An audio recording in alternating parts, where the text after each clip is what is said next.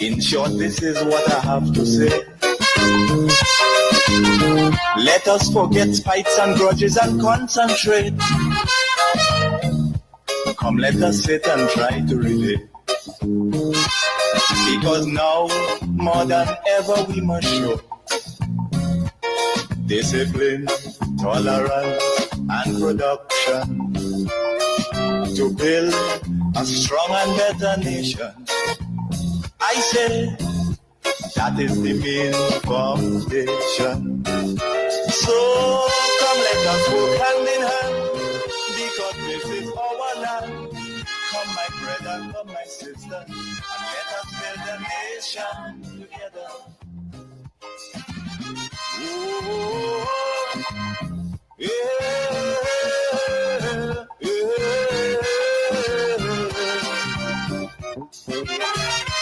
Come, my brother, come, my sister, and let us build Grenada, Carriacou, and PT Martinique together.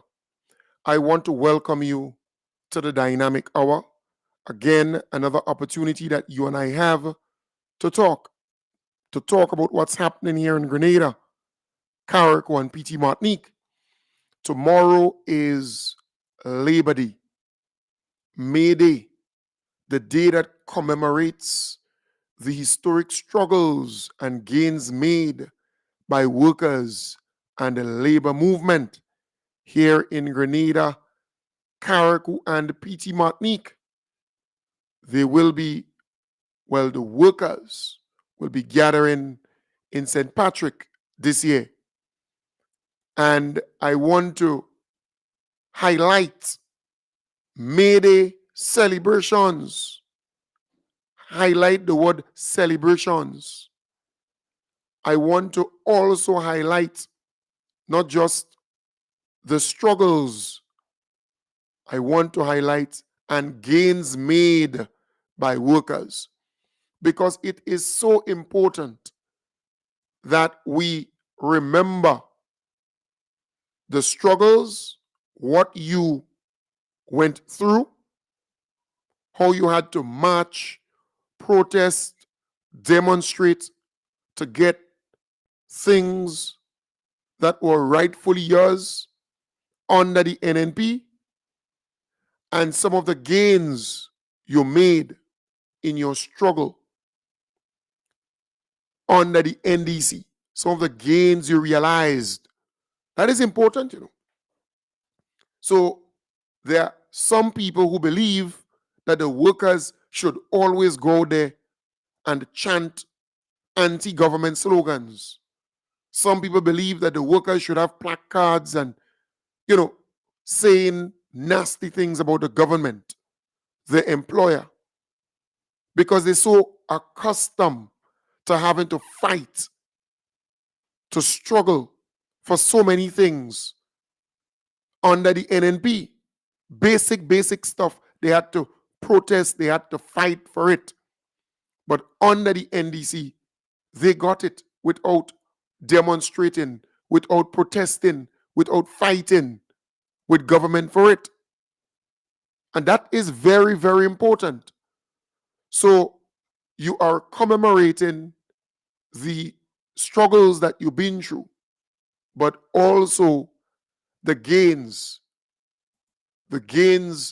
made by workers and the labor movement. I want to say to the workers, do not forget what the NDC administration did for you when they came into office.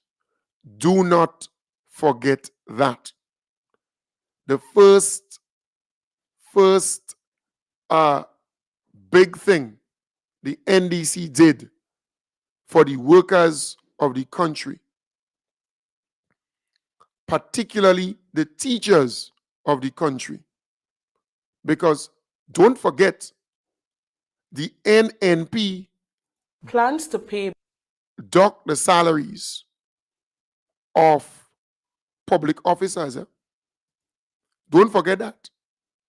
The NNP administration went into the salaries of public officers and they dock it, they take out money from it because workers went out on the streets and protested for their pension and their gratuity, which was promised to them by the NNP through the MOU, through that MOU that they signed. And we can recall Keith Mitchell making it very clear. If you ain't work, you're not going to be paid. What's to that effect? You know, if you don't work, then I don't know how I can agree to pay you. But that's the philosophy of the Prime Minister. It's different from me. So he will have to deal with that, the consequences of that. So I'm not going to impute any other motives on his part. As I said, the honeymoon is on. Give them the chance to settle down. But my position on that is well known, and I will not change it because I'm in opposition. That was opposition leader Dr. Keith Mitchell, who remains unfazed by government's intent to repay teachers' docked salary, as he stands rigid with his then government's decision made.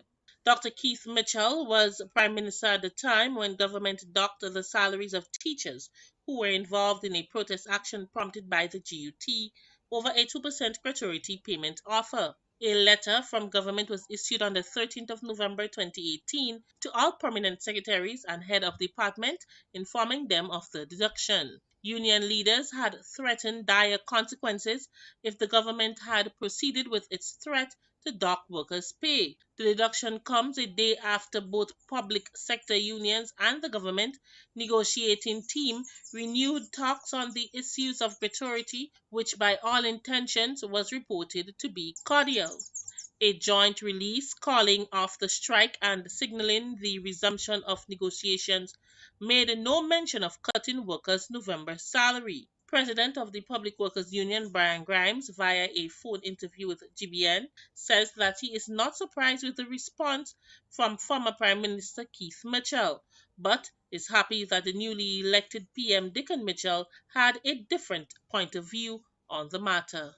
Dr. Mitchell's statement did not surprise me in any way. This is a position that he has stated publicly before.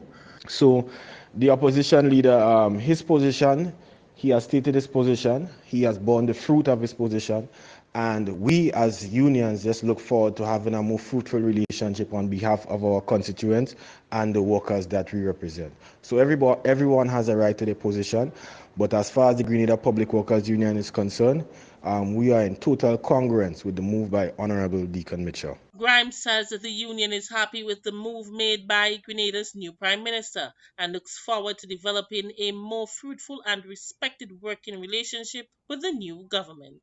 But I would just like to take the opportunity to congratulate our new Prime Minister, Honorable Deacon Mitchell, on such a move, because common sense dictates that the premise for the docking of the salaries, the premise was not clothed, in my view, in good intent, because the courts have proven that the workers had a right to march because the government was illegally withholding their constitutional pension, right? So in the spirit, an incoming prime minister who is very strategic, is very intelligent, and is looking to mend a very acrimonious relationship between government and trade unions, I think that this is an excellent gesture on his part in order to smooth out the relations going forward and have a fruitful working relationship.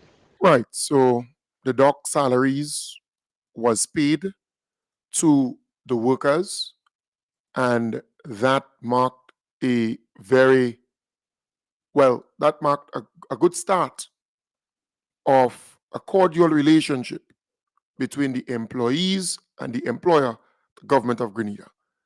That was the start of that good relationship. It will be like Christmas in July for some teachers as government makes good on its promise to repay salaries that were docked in 2018.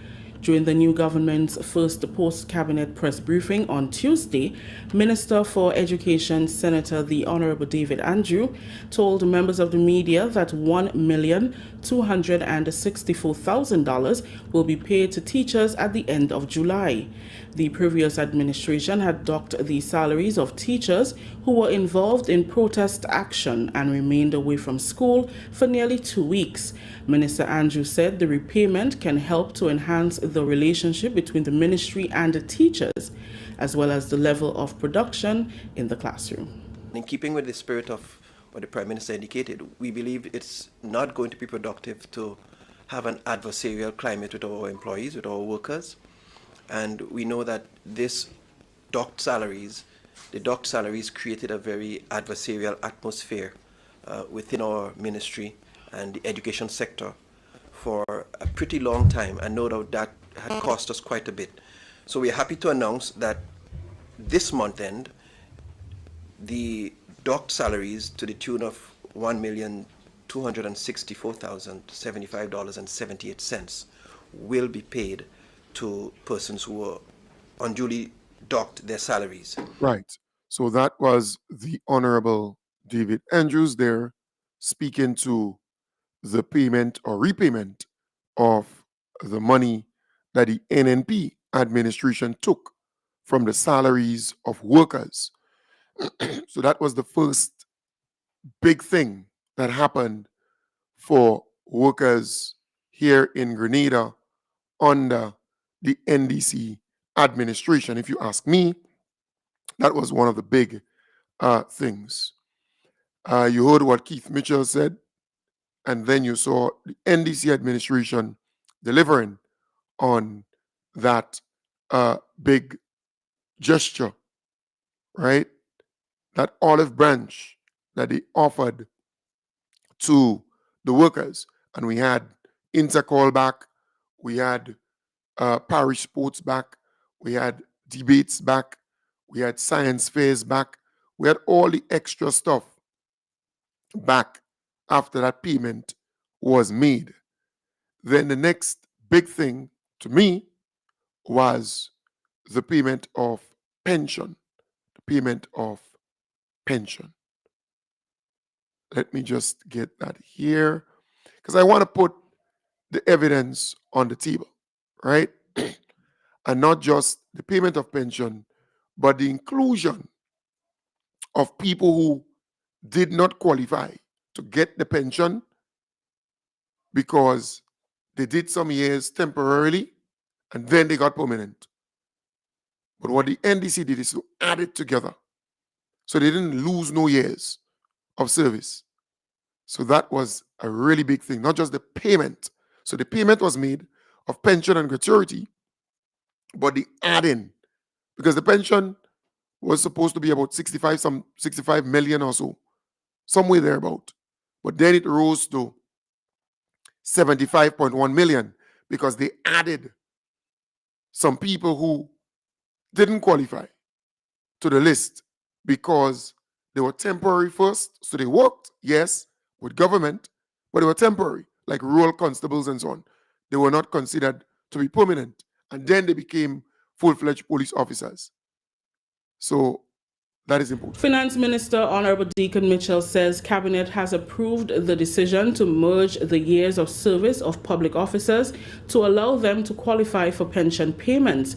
He said the decision was made following the assessment of applications to the Secretariat. Honorable Mitchell explained it is customary that these individuals only qualified to lose their years of service due to insufficient amount of years required to obtain a pension.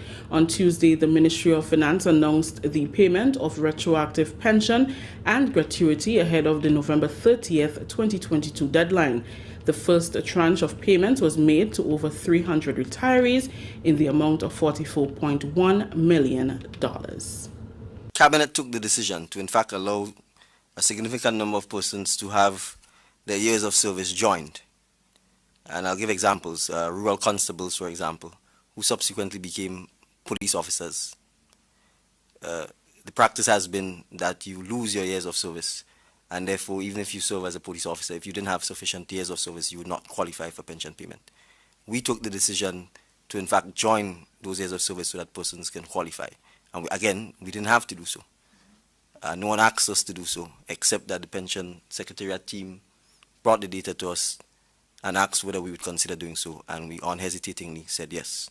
And again, that is testimony to the fact that we recognize that merely by categorizing people from rural constable to then constable would be unfair for them to lose the opportunity, again, to be paid a pension in circumstances where they've worked for the state for a long period of time. And I highlight this to say these issues are still ongoing. Obviously, for this batch of retirees, we've considered it, but these are still issues that plague the public service, so to speak. And they've been long-standing issues, and they have not been addressed or tackled in a frontal manner to bring a concluded or decided position on it. And those are some of the issues that we have to tackle going forward when we also talk about the issue of pension reform. Was the Honorable Deacon Mitchell there speaking to pension being paid, and in total 75.1 million was paid in pension and gratuity, and the pensioners, they continue to get their pension every month until they die. All right, so again, that's something that you need to remember. So that's the second big thing, in my view, that the NDC administration did for the workers of the country. Because under the NNP, it was protests every Monday morning. Every Monday morning, it was protests and march and, people fighting for their little kakada, the money that belonged to them. They were protesting every Monday morning under the NNP for their money. And the facts are there. The facts are there to show that it was protest every Monday morning under the NNP. But look, the NDC came in and they paid pension, they paid the doc salaries, and the evidence is there to show. Evidence is there to show. And I'm really, really happy that the NDC is able to change things, change the atmosphere, change the whole, vibes where workers are concerned, workers and government, where they are concerned. So again, I want to commend the government for that. Under the NNP, it was protest.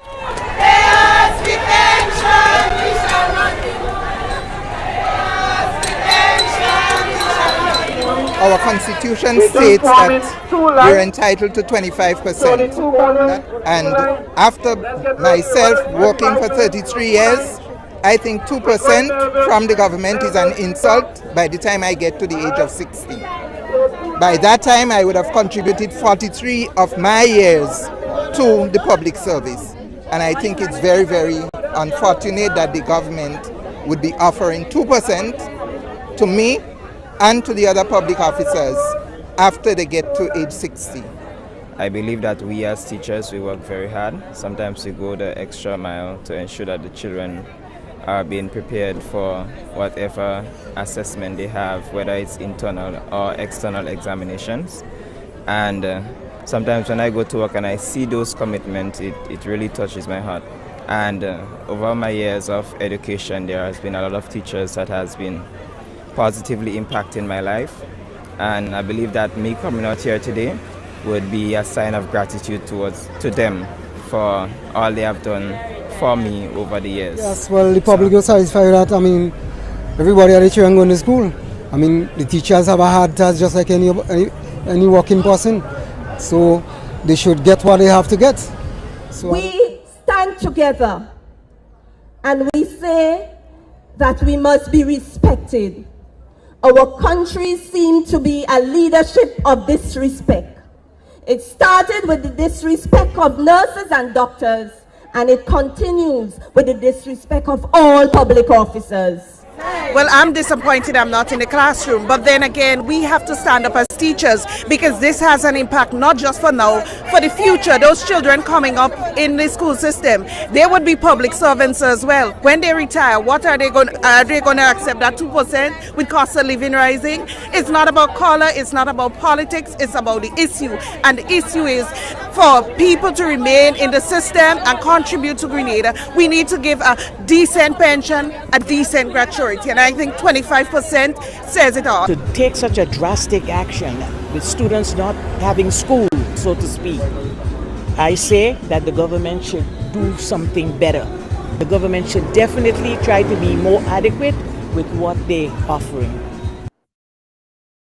There, under the NNP, that was the environment under the NNP for pension and gratuity and also increase in salaries. Remember, the NDC came into power and they gave 13% increase in salaries for teachers and for the other public officers. More than 1,800 teachers in Grenada will benefit from a 13% pay increase to be paid incrementally over the period 2023 to 2025.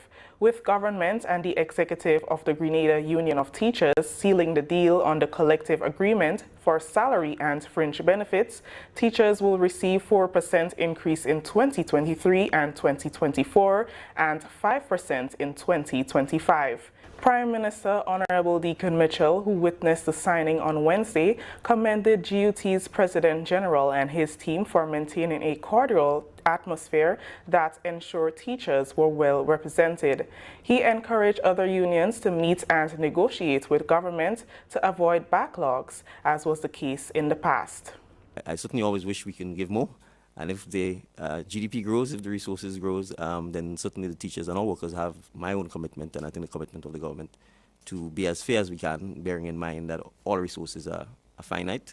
So I think the spirit in which the negotiations were conducted was critical, and I think that led to the fact that the parties could have sat around the table and negotiated and come to an agreement themselves without having to call upon the Labour Commissioner or without having to resort to any type of industrial action. And in that sense, I want to thank and praise the GUT for showing, I think, leadership within the industrial sector as to how to go about conducting its business, encouraging the other unions to follow the example set by the Grenada Union of Teachers in coming to speedy terms with the government in concluding the negotiations. And it's important because, as was pointed out, we are moving to bi-monthly payments on the 15th of April, and we would certainly want to be in a position where all government workers, all public sector workers employed by the state can in fact benefit from the increases in their salaries almost immediately, and so that we don't have to deal with the complications and the administrative task of retroactive payments. Deputy Chair of the government's negotiating team, Lindana Hilaire Marshall,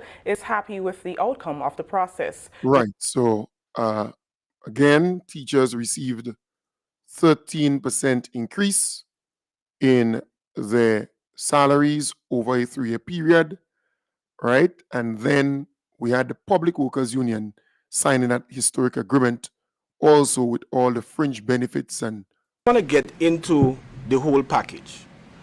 In my view, yes, we did not get all that we asked for, but I think this particular negotiating cycle, this particular period has been groundbreaking, right? The first thing in terms of big ticket items, I want to speak on it because it's important to celebrate our victories, small and large. This is the first fringe benefit agreement we would have had in over 10 years. That is very, very significant. I think both the employer and the unions and workers should be happy about this. Very, very importantly, and I know I was speaking to a contract worker up here, this package has in it a clause stating contract workers will get the increases, even fixed-term contract workers. This is monumental. This is groundbreaking. In the past, we have had very, very serious battles with the past administration in terms of members of our bargaining unit being left out in terms of their ability to secure increases. So having now enshrined in our agreement stating that contract workers will get it, it may have some administrative hiccups in terms of, you have a little extra work to do, but I think it's worth it in terms of the justice and the equity across the public service. So this is tremendous as far as the union is concerned. Now, there are some other items here. Nurses have been clamoring for it for an extended period of time. Free medicine at the hospital, all our friends in the police service. I'm not going to call in the police force, the police officer, Prime Minister. Yeah. Yes, the police is here. Yeah. So nurses and doctors will be able to get free medicine, right? And this is something, like I stated, they have been clamoring for years. So now it has become a reality. It has come to fruition. Very, very important, and this one is very dear to me, the ex gratia. Unestablished workers are going home at times with minuscule, sometimes embarrassingly low monthly payments after they would have retired. One something, whatever it is, 300 if some are lucky. But now, the Grenada Public Workers Union have negotiated with government, and government have agreed that the minimum unestablished workers will go home with, the minimum, the bare minimum would be $500. It is a step in the right direction, right? Last but not least, I'm not going to speak about the uniform allowances and so forth. We have, should I? No. Yeah, yeah. No. All right, okay. Last but not least, very, very, very, very important is the fact that this government has agreed to pay in terms of our health insurance, because we have a medical health insurance with Sagico, 55%, and the members will pay 45%. This is significant. In the past, the government used to pay 50%. They are now paying 55%. But apart from that, there were changes that had to take place with the plan, amendments to increase the schedule of benefits, and we were not getting that traction in terms of cooperation in the past. But now we have a situation, a positive situation, where government say, listen, health insurance is not a luxury, it's basically a need, and we're going to make it affordable for the members. So very soon you'll be hearing us coming to you members, aggressively marketing this very important instrument for your good. So our health insurance will be on the up and up going forward, thanks to this particular agreement. So I think we need a table knock for that also. And I think I should mention it, the last thing, there is a clause in there. Nobody wants to die or prepare for death necessarily, but there is a clause in there that if one dies in service, your beneficiary will be able to get your salary for 1 year. These are important. Family is an important institution, and if something happens to you, you would hope that there's at least a stopgap for a temporary period for your family members to have some, economic space, so to speak.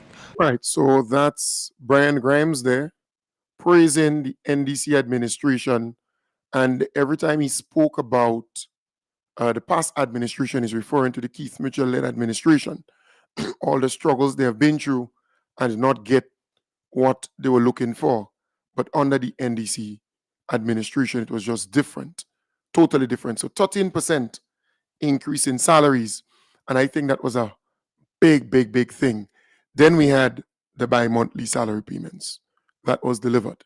Plans to pay bi-monthly personal emoluments from the middle of this month are on track. Following the June 2022 general election and the presentation of the 2023 budget, Prime Minister Honorable Deacon Mitchell and his team began the process to implement the measure. Consultations began in February with union representatives, financial institutions, and public officers to get buy-in and support for the implementation.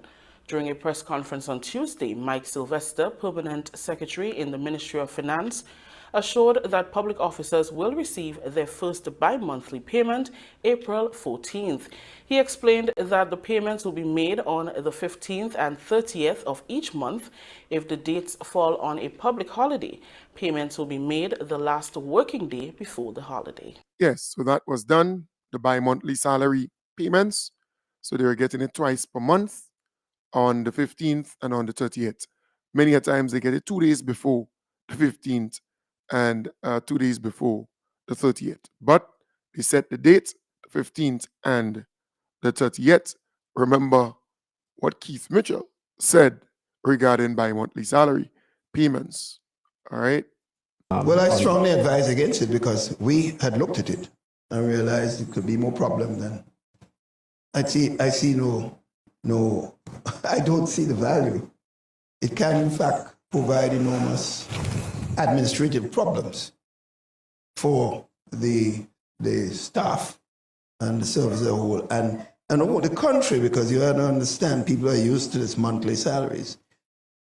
What happened was when the thing was officially advanced recently, because don't forget that came on before, and we looked at it and realized there were no real advantages for this.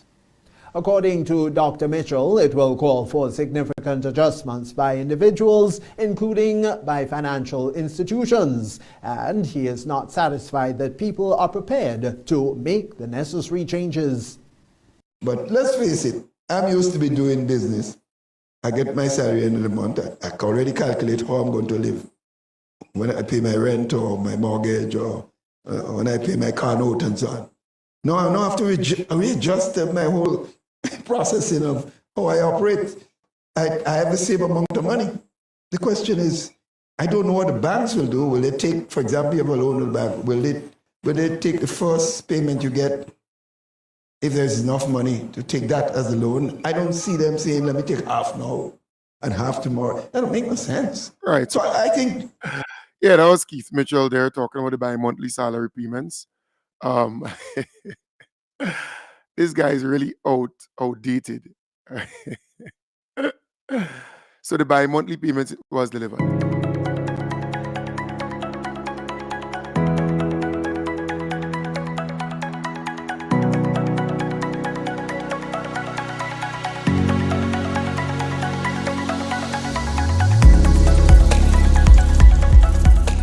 Bi-monthly payments are easier in terms of my responsibility in terms of paying bills, because I can divide and have better management in terms of I pay the bill. I don't have to wait until the month to pay everything one time. Basically, it is divided in two. So it's as simple as that. If you have $1,000 to pay in bills, you pay $500 the first week, you pay $500 the second week. It is simple in terms of maths, where it is not $1,000 upfront. If you understand what I'm saying, it's as simple. So if you manage yourself properly, it is manageable, and you pay one bill, you pay the other bill, and you have other things to do. So it works out perfect, actually. It is a good idea because I've been in the system for a while now.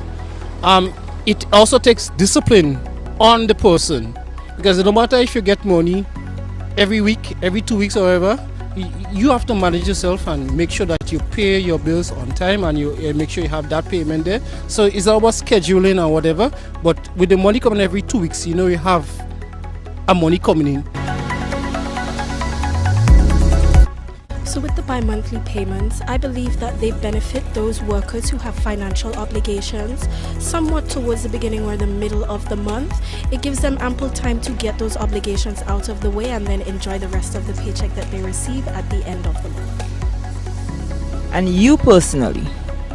And so for me personally, because I have, my daughter's daycare to pay, as well as rent and bills and many other financial obligations pertaining to my daughter, also including medication, which I do have to refill every 2 weeks, this payment gives me a chance to not have to save in bulk, but I can simply just get the medication every other week with my salary.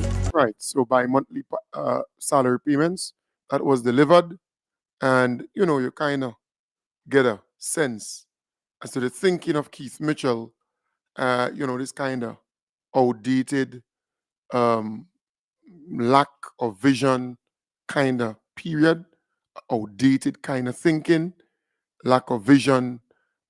He was never open for change and doing things differently.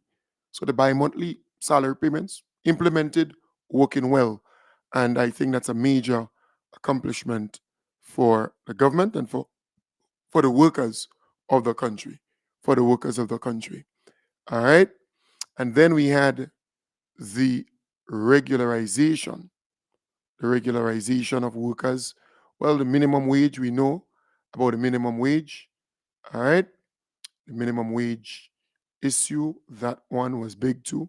minimum wage? A new minimum wage order will take effect in Grenada from January 1st, 2024, the first in 12 years.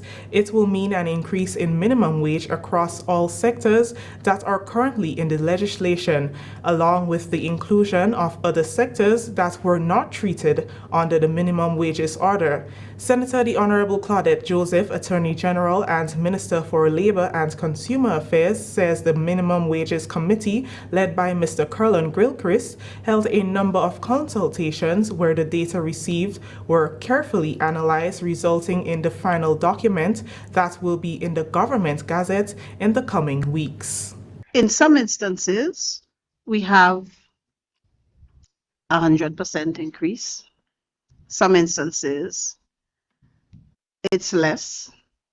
And in other instances, we have increases that reflect really what the market conditions are now, bearing in mind that these wages were adjusted 12 years ago.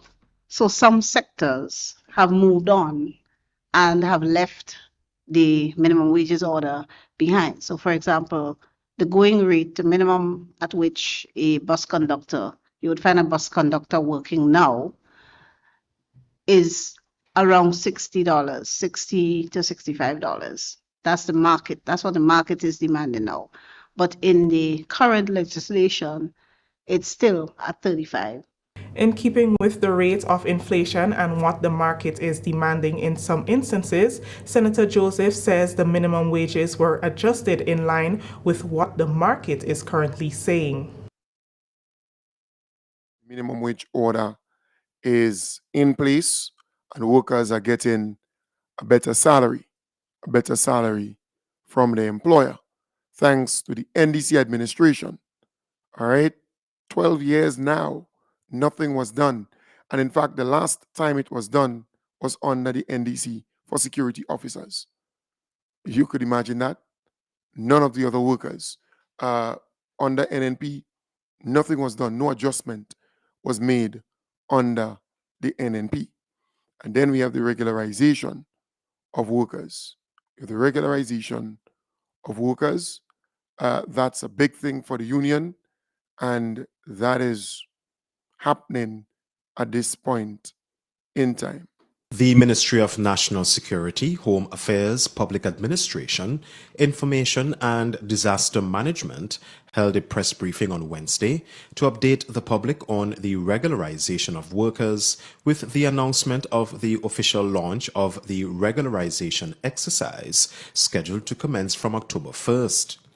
Permanent Secretary in the Department of Public Administration, Lindonna Hille Marshall, says the process of regularization has already started, with several individuals already confirmed in their positions.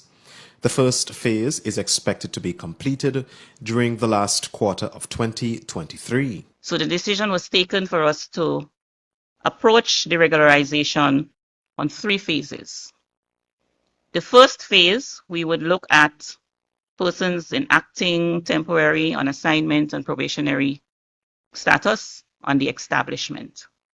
And as we mentioned, that process has already started, and we are optimistic by the end of December 2023, we should complete the first phase of the regularization exercise. The second and third phases, which include the regularization of workers on contractual arrangements and Imani trainees, is expected to be completed over the next 2 years. The second phase, which would look at persons holding PSC contract of service, daily paid, and persons holding ministry letters.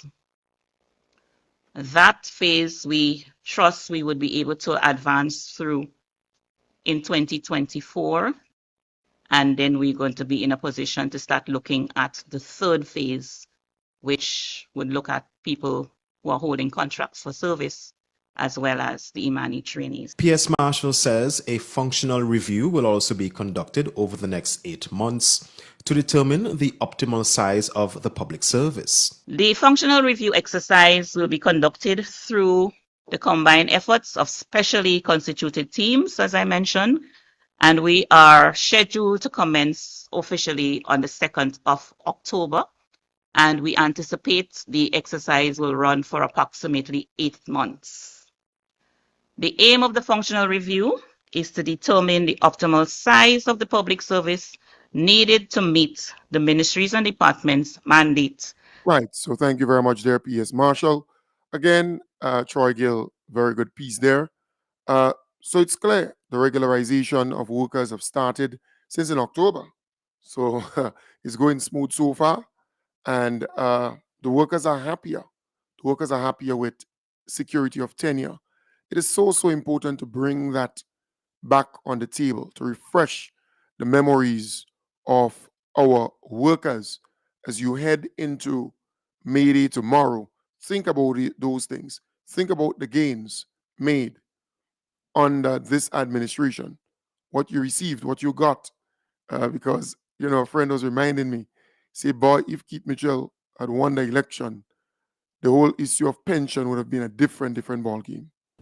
According to Dr. Mitchell, the payment of pension to workers will require government to source an additional estimated $400 million.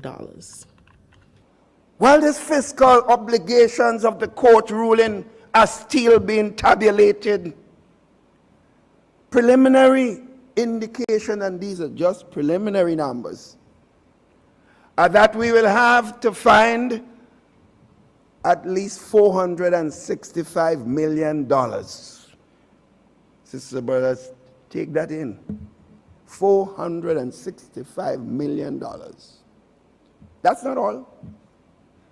And then on average, we'd have to find $120 more million each year for at least the next 37 years.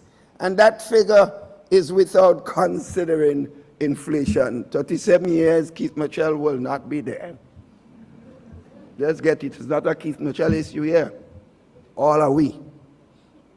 The fiscal impact of the court ruling will be dominated by benefit obligation towards current employees who could have retired earlier. Right, so that's Keith Mitchell there. I wanted to say Lionel. He's a pathological liar, in my belief.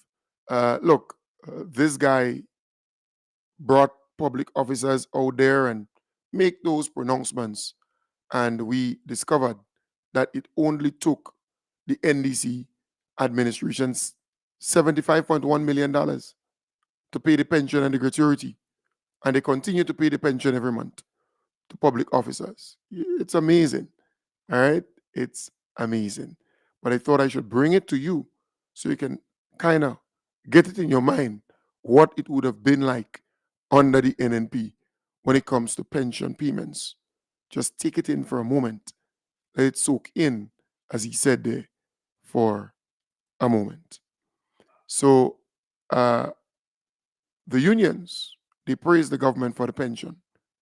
This administration must be given tremendous applause and appreciation for the work they have done regarding the payment of the retroactive. Of course, we know about talks about pension reform, but we have ran the first leg and we have ran it well, and hundreds of people, in fact thousands, the whole of Grenada is happy for this because the retirees, they also have families and people are looking on, and I think it does a lot for social and economic justice in this country that the retroactive payment has been made. It's a joyous occasion for me. It's like a dream come true. I feel it for those senior citizens who for years had to struggle.